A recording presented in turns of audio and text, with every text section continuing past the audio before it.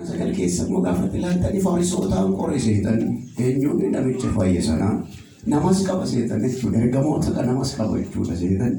Fariisoota wadu seetanatti ta'e namichatti dhaqee isaan qore. Fariisoota gaafa ilaaltanii ilmaan seetanootaati Fariisoon. Ilmaan seetanootaati akkamitti akka jette ilmaan namaan gaafa jette macaafuma tokko jedhe. Ana miti isin ilmaan bofaayidha ilmaan marrataayidha yoo caafa qulqulluun gaafa ilaaltanii. Jara kanaan isaanii akka jedhee isaan immoo dhaqanii akkaataa kanatti ni gaafa ittiin godhalaas tooftaa seexanaa haxxummaa seexanaa bifa adda addaa egaa kan namoota rakkisu wanna kana yeroo baay'ee seexanni har'as gaafa laallu biddeen fakkaatee dhufuu danda'a fayyaa fakkaatee dhufuu danda'a wanna adda adda kallattii adda addaa inni dhufuun beeku yoo dhukkubsannes Yesuus Kiristoos nu keessa jiraanna dhukkuba foonii yoo duudhee mootummaa Waaqayyoon dhabnu nun dhukkuba foonii iddoo laannee Kiristoos irratti gungumuun nurra hin jiraatu jiran sagalee Waaqayyoo gaafa laatan. Kanaaf kallattii adda addaa seexanni har'ayyuu nama qoruu hin danda'a. Haxxummaa seexanaa kan akkamitti mormuu dandeenya isa jedhuudhaa fi mi'a lolaa isa kan Waaqayyoo hidhachuutu nurra jira. Efesoon boqonnaa lakkoofsa 10 gaafa laaltanii kana achi gooftaatti dheedu humna isaa isa aangoo qabeessattis jedha gargar kan baatu miti jechitti gaafa ilaaltan gooftaatti humna isaa isa aangoo qabeessatti jedha aangoo qabeessatti caalachuun waan hundumaa caalachuun isa aangoo qabeessatti jabaadhaa ergi jedhee booddee haxxummaa seexana mormuu akka dandeessaniif mi'a lolaa isa kan Waaqayyo guutummaatti gadamuu tokko ichuutu keessaa hin hafne jechuusaa.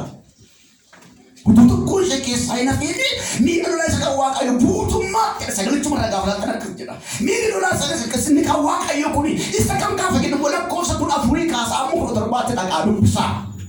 Gara qabxiiwwan ja'an tokko jirra gaafa ilaalta garbicha Waaqayyo Phaawulos. Inni calqaba akka jedha dhugaadhaan mudhii keessan hidhadhaa. Dhugaadhaan mudhii keessanii jabeeffadhaa eegaadha. Akka nama sabbataan hidhatuutti dhugaadhaan mudhii keessan jabeeffadhaa. Dhugaadhaan seexanni dhugaan jaallatu abbaa sobaati. Hoogganaa warra hafuurota ammeenyaati waan ta'eef kan isa muumaadha dhugaa. Nu dhugaan kun immoo Kiristoos Yesuus waan ta'eef isaan akka nama sabbataan hidhatuutti mudhii keenya jabeeffannee isa uffannee meeshaalee kana qabannee dhaabachuu danda'utu nu jiraata. Kanaan haxxummaa seexanaa mormuu dandeenya. Yeroo hundumaa kana gochuun nurra jiraata.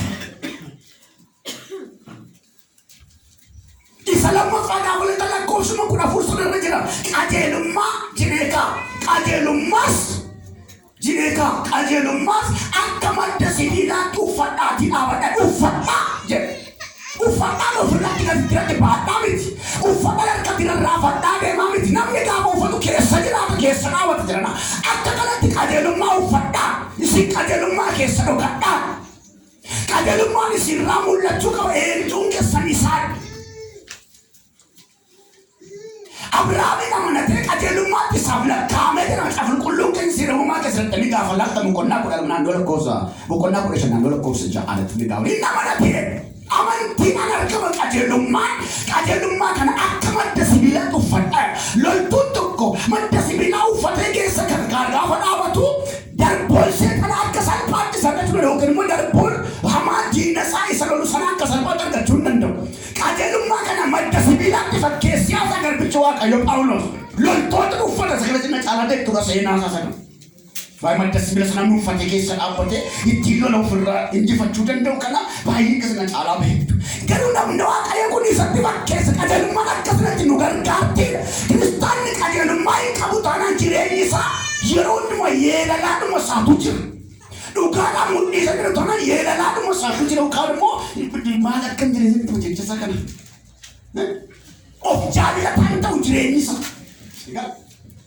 Of jaallataa hin ta'u miidhamaadhuma isaatu jira. Yeroo hundumaa gungumaa jira. Yeroo hundumaa gaddaa jira.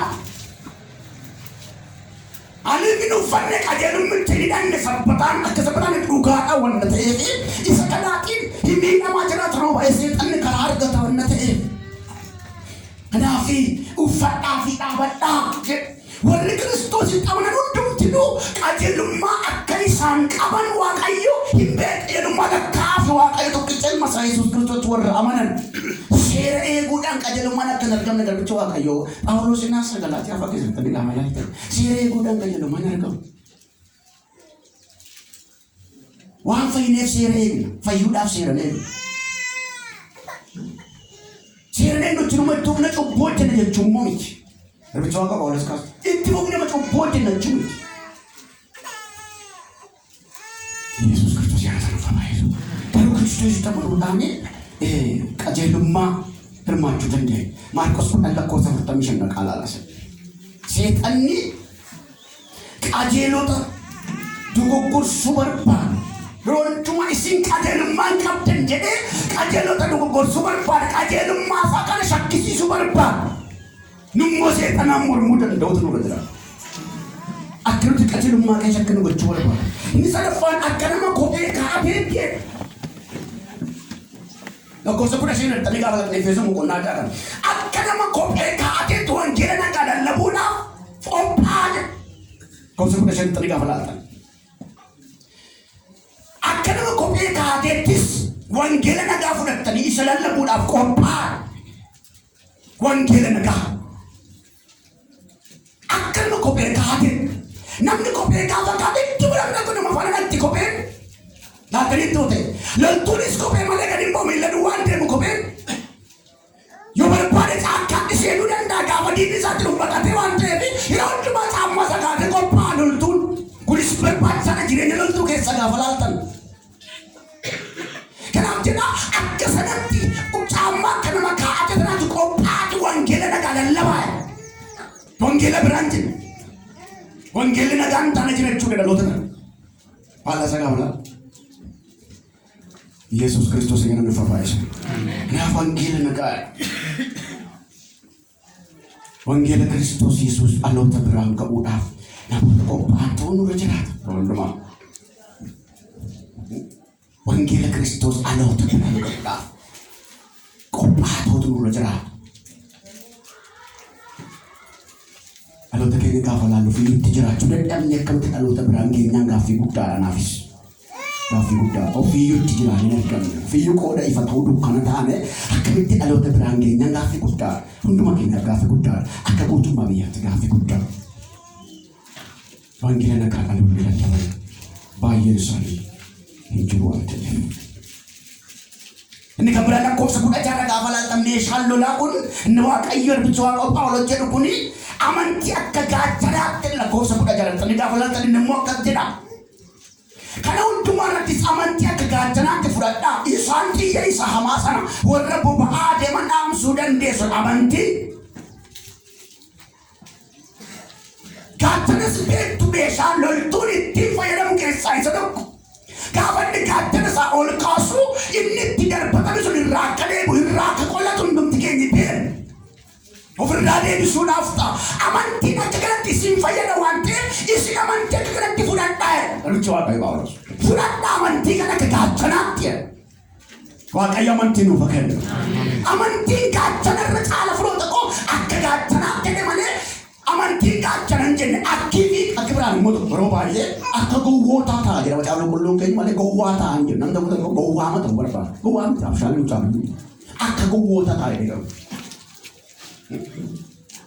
Akka bofaa abshaalataa jechuun bofataa jechuudha. Akka bofaa abshaalataa jechuun bofataa jechuun amala akka sanaa sana qabaadha. Kanaaf akka gaachanaatti amantii fudhadha. Isaan xiyya isa boba'aa deemu sana dhaamsuu dandeessu. Nurratti boba'aa dhufenna nu gubee nu balleessa jechuudha. Yoo maaliif ta'uudha amantii fudhannee dhaamsinu yoo ta'e ittiin gubanna ittiin bannu. Kanaaf Garbichi Waaqa akka ittiin hin banne isin amantii akka gaachanaatti fudhadha. Akka gaachanaatti fudhadha. Tintiibsuu dandeessu sana. Inni afuraffaan obboloota gaafa laalu. Inni shanaffaan fayyina akka gonfoo sibiilaatti jedha. Lakkoofsa 17 fayyina akka gonfoo sibiilaatti jedha. Sagalee Waaqayyoos jedha. Kanas wal qabsii siyaasaa. Sagalee Waaqayyoos akka billaatti afur qulqulluu fudhadha. Fayyina akka gonfoo sibiilaatti. Egaa qe'ee waraanaan turre. Kan qe'ee loltootaan turre. Sammataatti kaa'atan kan sibiila ta'ee normaal namoonni aduuf jedhanii kuufiyyaa kaa'atan kan ta'e badhaasaan beeku wallaaluu jechuudha. Kalannoo qabatan. Bilang ni kau tu nak kena membarang. Kan membarang. Nama Allah. Saya nak comfort kau berkat. Setan ni salpat. Naga kenya rukutokan dandenya. Mulla kenya rukutokan dandenya. Saya kana togong fosi bilatte. Sagalewa kayo simo akabilata furakul kullu berafurad dah. Billah. Faida billah malah kata undung tigenyi deh. Sagalewa kayo kana mau drama ya di billah di pakai sajaful kullu ken. Ibro tahu kau na furda kalala sagalewa kayo. Cina tahu mau jadi tukar sagam billah kerana main kerana macam mau kerana kabar. Sagalewa kayo kabar telal. Umna wajib kasih kalau tukar sagam. Wah murah apa busu wah aku tu nak sagalewa kayo. Kerana kabar curut curan racun. Afura kullu berafurad dah. Hartelal tan sagalewa. Sagalewa kayo Ermias demi sedih kawaltan akabin datang kaburu sakit matu sagalewa kayo kun nesa salpamit sagalewa kayo kana obran kamu tanani setan warane mo chundanding amin amin wa kayo sagalesa isabillah kana kesa yenaka nuraka wa kayo gitu ni isafura kullu berafura dai garat kenapa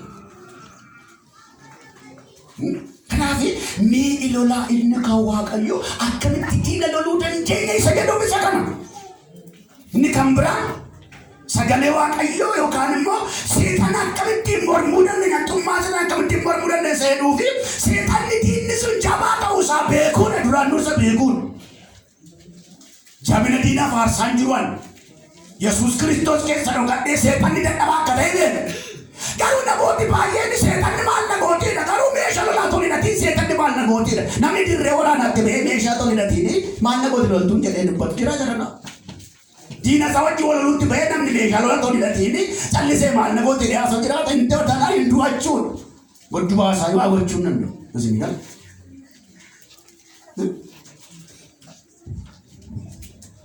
setan ni mal na boti jaga sabi ke garu lu be setan arkat amala setan aku nak kewaji setan awak jadi tu mesti setan nak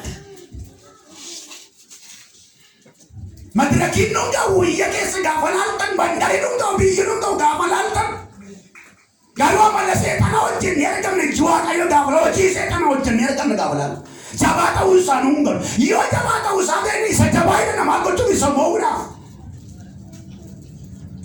Kuftan Yesus saya nak nopo baisu setan nanti ni siapa tahu sahaja kuda setan ini salah cuma aja na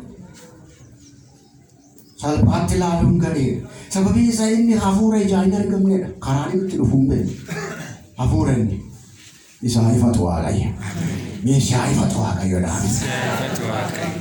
isa fatwa jimpa kisah nama ke opulum kisah nama ke trauma kisah nama ke hameta kisah nama ke karena itu nama tu humbe kan afurai afura saya afura matu itu naga Yesus kenya safura nunggu isa kisah dokternya afura masa nanti sabora agak lanyol kan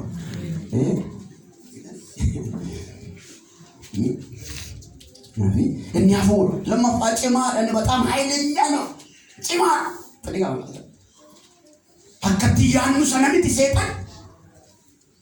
Cuma Petrus saudara bukunna sana ko sa dekat ni kawalan tadi setan ini kesa ni dekat bercuak ayo. Akale cawanya tu dah adut disimbukan ane maltai. Hina ada. Begitu? At mal ti pakai si Petrus lecat ti pakai lecat cuma kata mundu ben. Begitu? Setan lecat ti pakai siapa ini Petrus. Yesus mulai calon jatuh bitire, iya. Salpa mesti setan ni saja doan. Aku macam ni sini, setan ni mana kau ni mana cara kesana ada orang itu dupin jalan. Atau masa timur muda bisa berikut nurut jalan.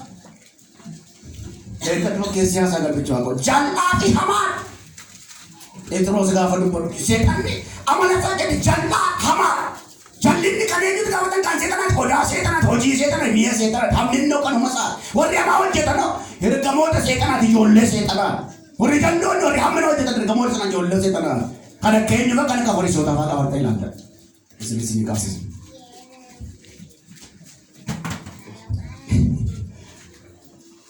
Waaqayyoo galate. Ameen. Yoo ni dadhuu galata. Sini galaana waan jiraatu. Nuu gargaara Waaqayyo. Iyyitu duwwaan angoo yaala dhimma baaftee deemaa hin dandeenye. Duwwaa kanuma malee. Biar saudara muka tibani atau kamu ni akan begitu tu, nak belajar ini.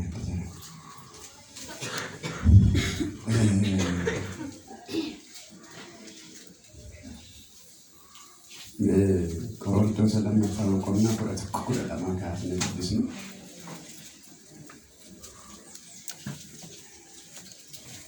Akak disetan ni kerja ini nama hati tu.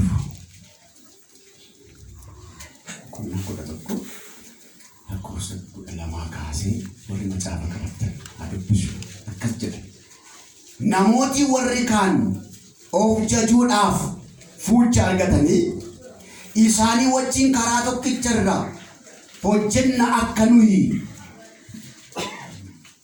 Isani wajjin karaa tokkicharra. Hojjenna.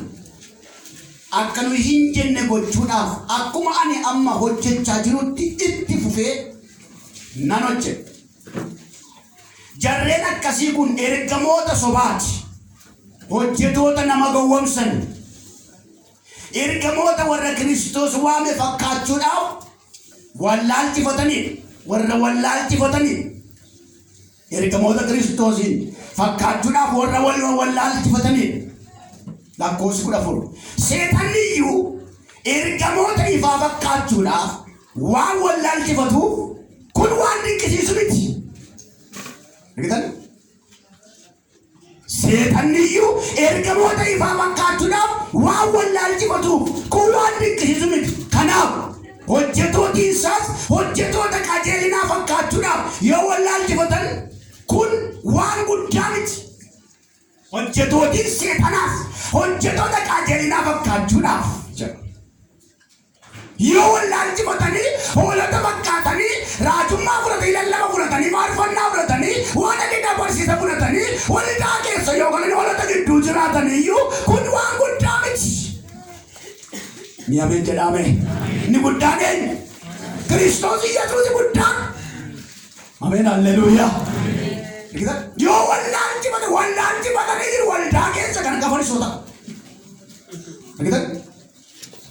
Wangeela Yohaannis boqonnaa 9 kutaa dhagaafatanii ilaaltanii lakkoofsa tokko kaasanii nama dhaloota isaatii kaasee jaamaa ta'etu jira gooftaan Yesuus dhaqee fayyise nama sana.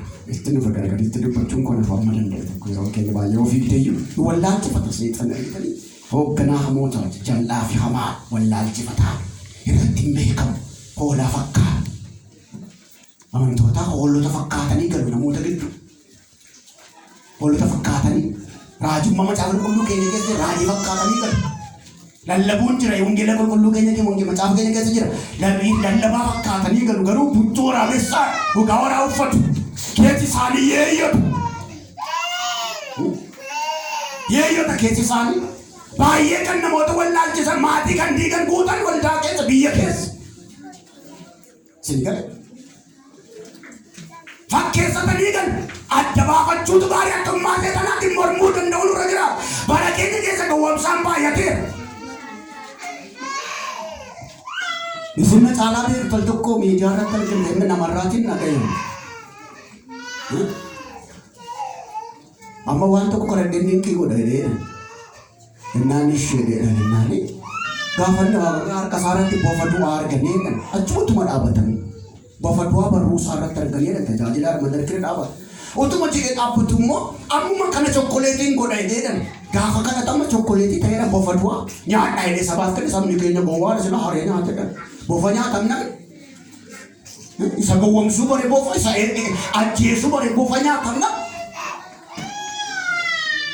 Hari tadi wal hatum masih tanah imbe nurani bakka de baje chanjira.